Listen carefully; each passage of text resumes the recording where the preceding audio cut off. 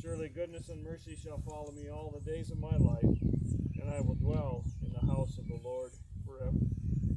David knew that all the homes that he had on this earth were just temporary, but he had a home in heaven that would last forever. Today we reflect on the life of an individual who's reached that eternal home, and we want to be thankful for that. Let's pray. Heavenly Father, we gather together today to reflect on the life of as a brother, as a neighbor, as a friend, and now he's gone to his eternal home. And Lord, we just pray that as we reflect on his life, we can do so in a manner that pays tribute to the man that he was, but brings honor and glory to you. We ask this in your name. Amen. I'd like to thank you for this opportunity to be a part of this and to express my sympathies. Just have a our service here in Avon for visiting, and also I'll be reading the obituary in just a minute, the one that I was given. And if you have a memory that you would like to share of Charles or Chuck, we'll give you that opportunity, and we'll reflect on his life together. There is one change in the obituary, and when I get to it, I will highlight it for you. Lukkes of Washington, with the Lord on September 5th, 2022, after a long illness. He was born January 19th, 1936.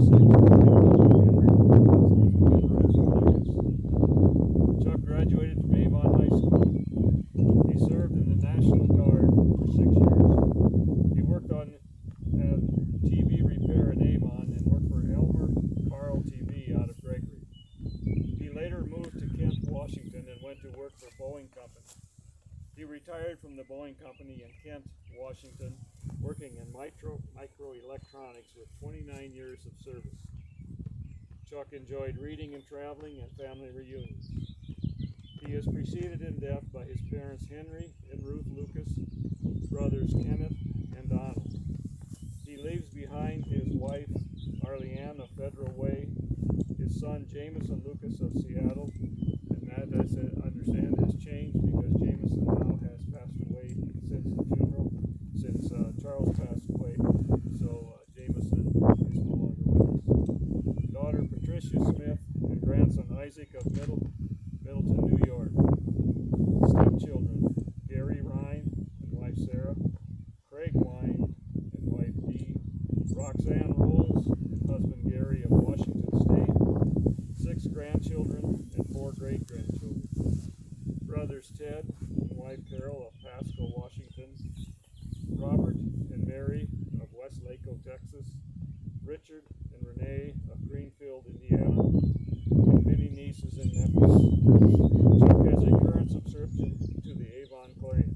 Apparently he wanted to keep up with all the hot stuff in that big city, so he kept in touch with many old friends from South Dakota.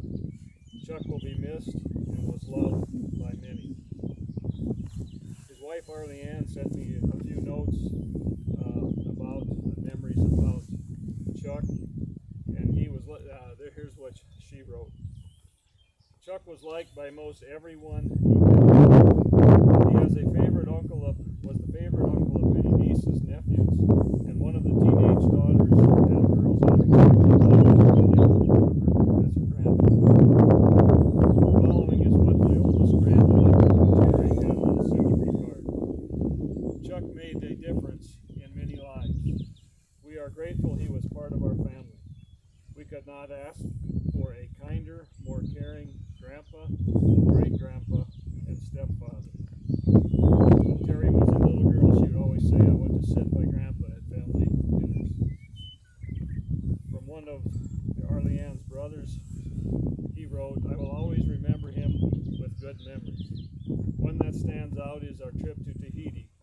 All the fun dinners, outings, and entertainment. Chuck was very humorous and kind. I especially remember when offered our choices for dessert, he was always asked for 2 scoops of vanilla ice cream. been kind of a picky eater too, because Leanne goes on to say that whenever he went out and ordered a hamburger, he wanted a plain hamburger. And he meant plain, just the bun and the meat and nothing else on it. I don't know if I could handle that one or not. But that's who he was, and that's what he liked. She tricked him one time though, and she put some mayonnaise and a little bit of avocado, and he said it was the best hamburger he had ever eaten until he realized what was on it. But I don't know, she didn't say if they had to change after that or not, but Arleanne also wrote that she was not able to come today because of some issues in her life, and so we want to express our sympathies to her as well. Do any of you have a family memory that you'd like to share about? We'll just take a few minutes, and if not, we'll move on. I would. Okay.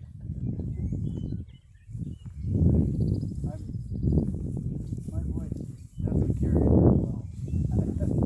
But one of the things that I remember a lot about Chuck was when we were growing up, he was 2 years older than I, but we fought like cats and dogs. And we slept together.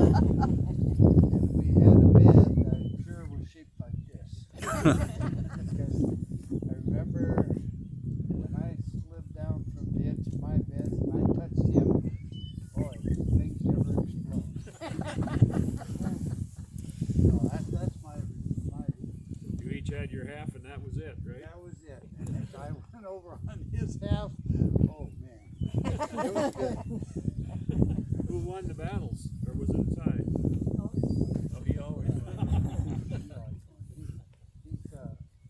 When you said something about his eating habits, when he was growing up, he would not eat anything when we were little. All he would eat was cream and sugar. That was, when we spread down and put cream on it, that was what he lived on that.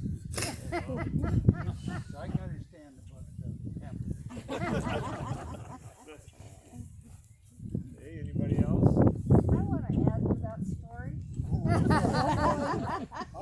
After we were married, many times I would wake up, or he'd wake me up, and he'd say, "Chuck, move over."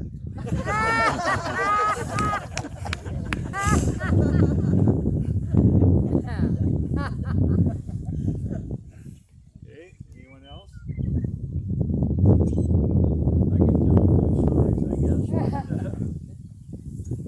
Things were different back then. We lived over on what we called the Dirk's place.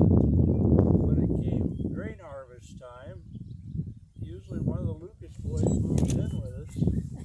So they were a lot older than me, I thought, But as I look back, Chuck was only 6 years older than me. And I was 5 or 6 years old. Harvest. They were driving a tractor on a ball rack or something. I don't know what they were doing. But that probably would go on for a week or two, harvest at that time. And one Saturday night, Dad must have paid him. We were in the living room. Pretty soon he was up. Dad up. He says, "Oh, they got this fancy BB gun down at the hardware store, and I'd really like to buy it. Can I do that?" Dad says, "Well, I can't tell you. You got to go find your dad and ask him." So he bought this high-powered. Your brothers probably remember this high-powered air rifle. I really thought that was something being 6 years old. No. That was one story, and then we had some other stories. But him and I spent a lot of time together on the next radio truck. And I was kind of green at a lot of things because when I took my training, the Berlin crisis was on. So I just got put to work rather than training. And one day we were in the radio truck out in the hill someplace. This colonel come up and he says, he drove up in his Jeep and he says, "I took off and I don't have my authentication papers with me today. Could I use yours?" Well, I was worried. Yep. Chuck says, "No way."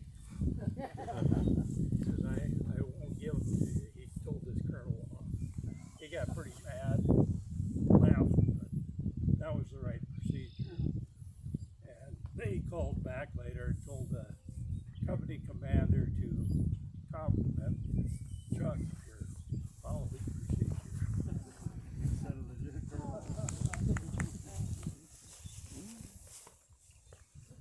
Thank you. Anyone else?